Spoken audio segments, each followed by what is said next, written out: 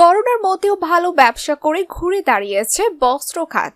বদৌলতেই গত বছর সুতার প্রচ্ছন্ন রপ্তানি বেড়েছে ৬৫%, আর কাপড়ের প্রচ্ছন্ন রপ্তানি বেড়েছে ৪০%।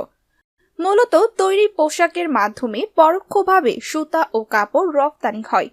বস্ত্রকল মালিকেরা বলেছেন, চলতি বছর সুতা ও কাপড়ের রপ্তানি আরও বৃদ্ধি পাওয়ার সম্ভাবনা রয়েছে, কারণ ক্রেতাদের দেয়া ক্রয়াদেশের চাপ বাড়তে শুরু করেছে। ফলে মহামারীর সময়ে বন্ধ হয়ে যাওয়া কিছু বস্ত্রকলও আবার চালু হচ্ছে। আবার অভ্যন্তরীণ বাজারের জন্য সুতা ও কাপড় উৎপাদন করা কয়েকটি কারখানা রপ্তানিতে যুক্ত হচ্ছে। তবে বিশ্ব বাজারে গতবারের চেয়ে তুলার দাম বেড়ে প্রায় দ্বিগুণ হয়ে যাওয়ায় কিছুটা চ্যালেঞ্জও অবশ্য রয়ে গেছে।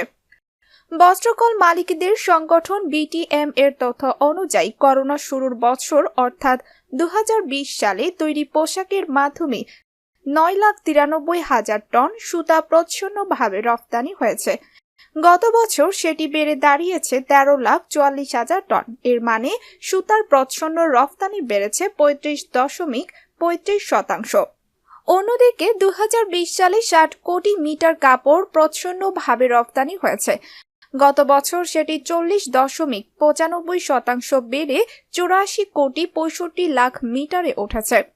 বিটিএম এর তথ্য অনুযায়ী বর্তমানে দেশে প্রায় ৫০০ স্পিনিং মিল রয়েছে, আর উইভিং বা কাপড় বোনার কারখানা রয়েছে ৯০০ এর কাছাকাছি। স্পিনিং মিলগুলো নিট কাপড়ের চাহিদার ৮৫ থেকে ৯০% এবং ওভেন কাপড়ের প্রায় ৪০% সুতা সরবরাহ করে। সুতা উৎপাদনের জন্য গত ২০২০ থেকে ২১ অর্থ বছরে ৭৬ লাখ বেল তুলা আমদানি করেছে স্পিনিং মিলগুলো। সাম্প্রতিক সময়ে ছোট আকারের ৩০ থেকে ৪০টি উইভিং কারখানা স্থানীয় বাজারের চাহিদা মেটানোর পাশাপাশি রপ্তানির জন্য উৎপাদন করছে। আবার করোনাকালে বন্ধ হওয়া ১০ থেকে ১২টি স্পিনিং মিলও উৎপাদনে ফিরেছে বলে নিশ্চিত করেছেন বিটিএম এর নেতারা। জানতে চাইলে মোশাররফ কম্পোজিট টেক্সটাইল মিলসের ব্যবস্থাপনা পরিচালক মোহাম্মদ মোশাররফ হোসেন বলেন, বস্ত্রকলগুলো গত বছর ভালো ব্যবসা করেছে, তবে বর্তমানে তুলার দাম বেড়ে প্রায় দ্বিগুণ হয়ে গেছে।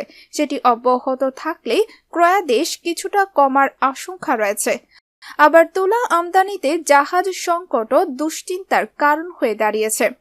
চলতি বছর ব্যবসা কেমন হবে সেটি আরও ১-২ মাস পর বোঝা যাবে। বিটিএম এর তথ্য অনুযায়ী সুতার প্রচ্ছন্ন রপ্তানিতে শীর্ষস্থানে রয়েছে এ কোর্স স্প্যান। গত বছর প্রতিষ্ঠানটি ৫,৭০,০০,০০০ কেজি সুতা রপ্তানি করেছে।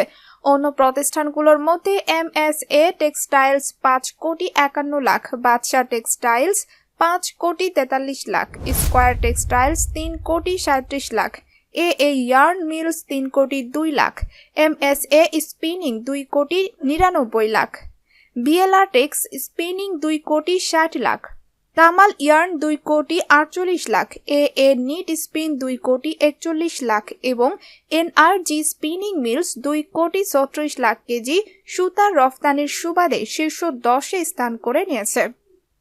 অন্যদিকে নোমান কম্পোজিট টেক্সটাইল কাপড় রপ্তানিতে শীর্ষস্থান দখল করেছে। গত বছর প্রতিষ্ঠানটি ৯,৬৭,০০,০০০ মিটার কাপড় রপ্তানি করেছে। অন্য কোম্পানিগুলোর মধ্যে nice denim mills ৭ crore, Hamim denim ৪,৬৩,০০,০০০, শাসা ডেনিমস ৩,৪০,০০,০০০, পায়োনিয়ার ডেনিম ২,৮৫,০০,০০০, স্কয়ার ডেনিমস ২,৫২,০০,০০০, এনভয় টেক্সটাইলস ২,৪৫,০০,০০০, প্যারামাউন্ট টেক্সটাইল ২,২১,০০,০০০, এনজে ডেনিম ২,১৯,০০,০০০ ও আকিজ টেক্সটাইল মিলস ২,১৬,০০,০০০ মিটার কাপড় রপ্তানি করেছে। এদিকে করোনা ভাইরাসের মধ্যেই বস্ত্র খাতে নতুন বিনিয়োগ আসছে। বিটিএমএ সূত্রে জানা যায়, দেশে প্রায় ২০টি নতুন বস্ত্রকল স্থাপিত হচ্ছে। এর মধ্যে কয়েকটি স্পিনিং মিল রয়েছে। আবার উৎপাদন সক্ষমতা বাড়াতে ৩০ থেকে ৪০টি পুরনো বস্ত্রকল বিনিয়োগ করছে। তাতে আনুমানিক $২৫০ কোটি নতুন বিনিয়োগ হচ্ছে। ফলে আগামী ২ বছর স্পিনিং খাতের উৎপাদনে ২০ লাখ স্পিন্ডল যোগ হবে। বিটিএম এর সভাপতি মোহাম্মদ আলী গতকাল প্রথম আলোকে বলেন, তৈরি পোশাক রফতানির যে গতি তাতে চলতি বছর সুতা ও কাপড়ের প্রচ্ছন্ন রফতানি আরও বাড়বে বলেই আমাদের প্রত্যাশা। কারণ বন্ধ কিছু বস্ত্রকল চালু হয়েছে।